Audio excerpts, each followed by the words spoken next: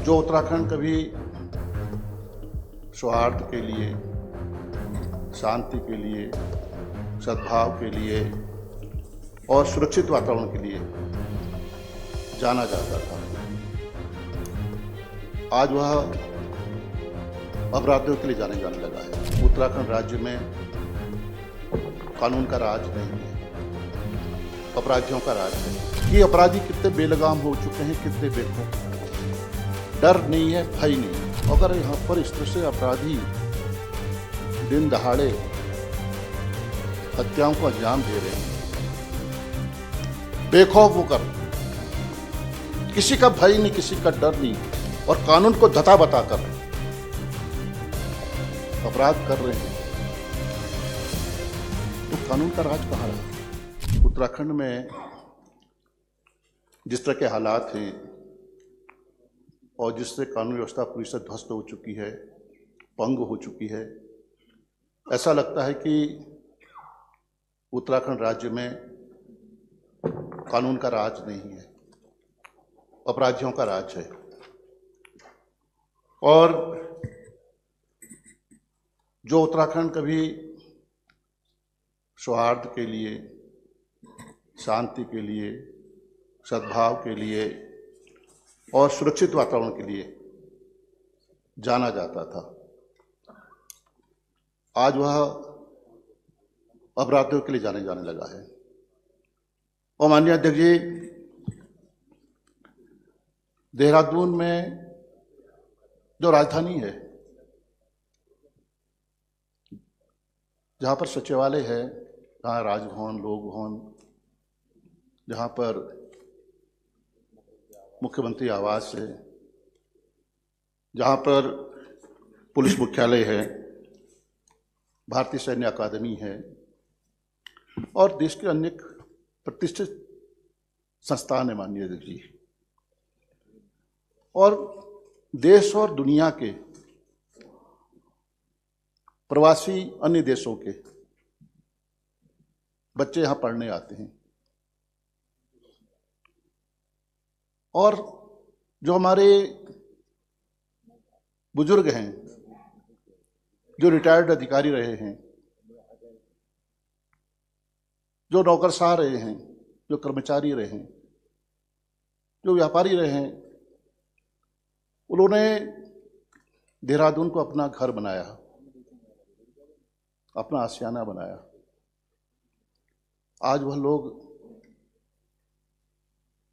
प्रदेश में और राजधानी में अपने को असुरक्षित महसूस कर रहे हैं। माननीय अध्यक्ष जी, मैं जिक्र करना चाहूंगा माननीय अध्यक्ष जी, जनवरी के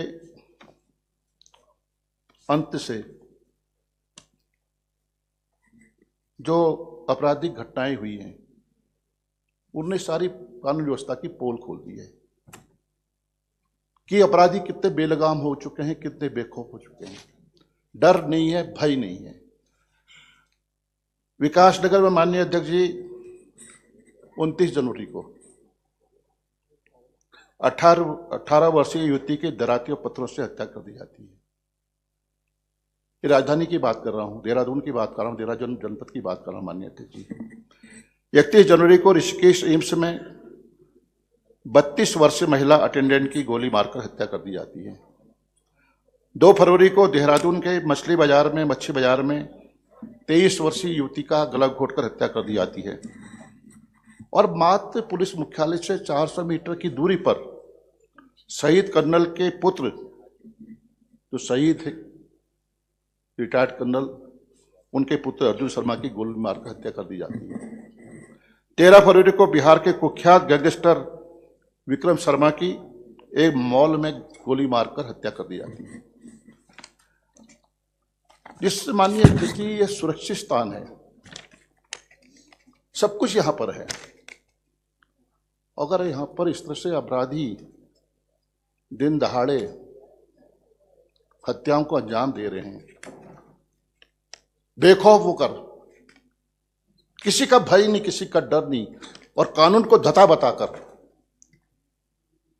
अपराध कर रहे हैं,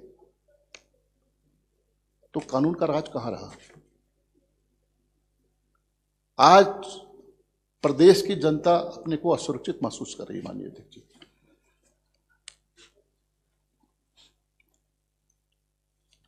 मेरा मानना है कि जो डर होना चाहिए, पुलिस का खौफ होना चाहिए, वो अपराधियों के दिल और दिमाग से निकल चुका है। और यह हो सकता है कि अपराधियों को सत्ता का संरक्षण हो, सरकार का संरक्षण हो, आला अफसरों का संरक्षण हो, पुलिस के आला अधिकारियों का संरक्षण हो। यह प्रतीत होता है माननीय अध्यक्ष जी। अर्जुन शर्मा हत्याकांड में एक आरोपी, जिस पर आरोप है, राज्य की संवैधानिक संस्था के अध्यक्ष का करीबी रिश्तेदार है माननीय अध्यक्ष जी। ऋषिकेश एम्स की अटेंडेंट महिला के हत्यारे के भी सत्ता दल से घनिष्ठ संबंध बताए जाते हैं। गैंगस्टर विक्रम शर्मा की सत्ता के शीर्ष स्तर तक पहुंच और बड़े अधिकारियों की नजदीकियां माननीय अध्यक्ष जी जग जाहिर है। ये सवाल तो उठेंगे ही माननीय अध्यक्ष। पुलिस पर सवाल नहीं उठेंगे तो जो कानून के रक्षक हैं, जिन्हें जिम्मेदारी दी गई है, राजधानी की जिम्मेदारी दी गई माननीय अध्यक्ष जी, वाला आला अफसर, उन्हें भी किसी बात का डर नहीं है।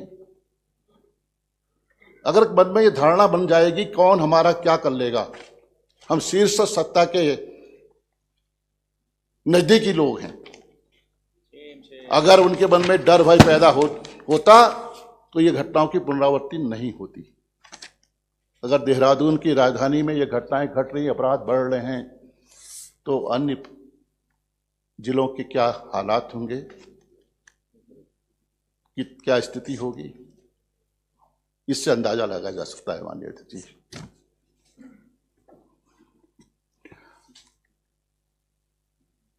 ये घटनाएं केवल अपराध नहीं है,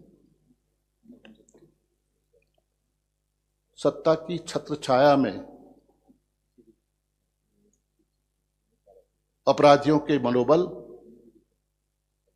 सातवें आसमान में है। यह सच है। सदन में हमारे माननीय विधायक, माननीय मंत्री मौजूद हैं, इस सच्चाई को स्वीकार करेंगे। सच को स्वीकार करना पड़ेगा माननीय अध्यक्ष जी। कानून व्यवस्था लचर हो जाए, पंगु हो जाए,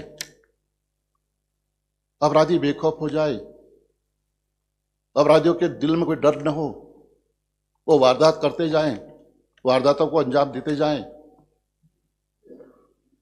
क्या होगा इस प्रदेश का? यहाँ की वादियां, पर्यटन स्थल, पर्यटन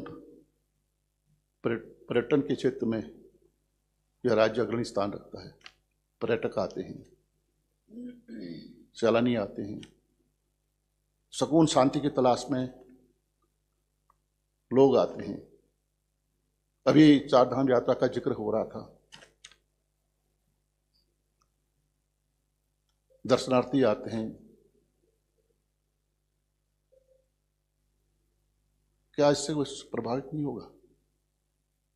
क्या सवाल नहीं होंगे कि उत्तराखंड जैसे, जिसे देवभूमि कहा जाता है, जाना जाता है, आस्था विश्वास का प्रतीक है उत्तराखंड, अगर वहाँ के हालात होंगे तो देश में उत्तराखंड के प्रति, राज्य के प्रति क्या धारणा बनेगी? ये भी बहुत बड़ा सवाल है माननीय अध्यक्ष जी।